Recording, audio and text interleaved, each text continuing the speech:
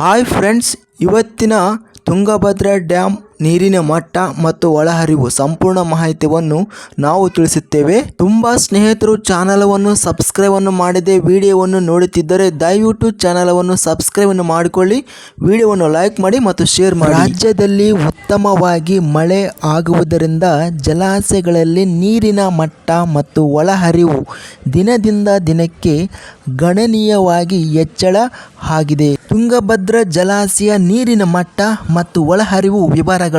Full reservoir level 1633.0 ಅಡಿ ಇದೆ. ಪ್ರಸ್ತುತ ರಿಸರ್ವೇರ್ ಲೆವೆಲ್ 1604.12 ಅಡಿ ನೀರು ಏರಿಕೆ ಆಗಿದೆ.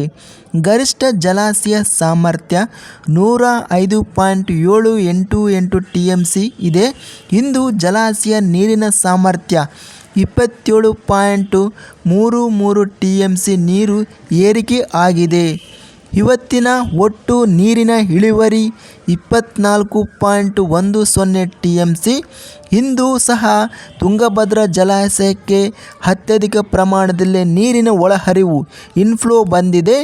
25,349 ಕ್ಯೂಸೆಕ್ಗಳು ನೀರಿನ ಒಳಹರಿವು ಆಗಿದೆ ಮತ್ತು ನೀರಿನ ಹೊರಹರಿವು ಔಟ್ಫ್ಲೋ ಬಂದು 250 ಕ್ಯೂಸೆಕ್ಗಳು.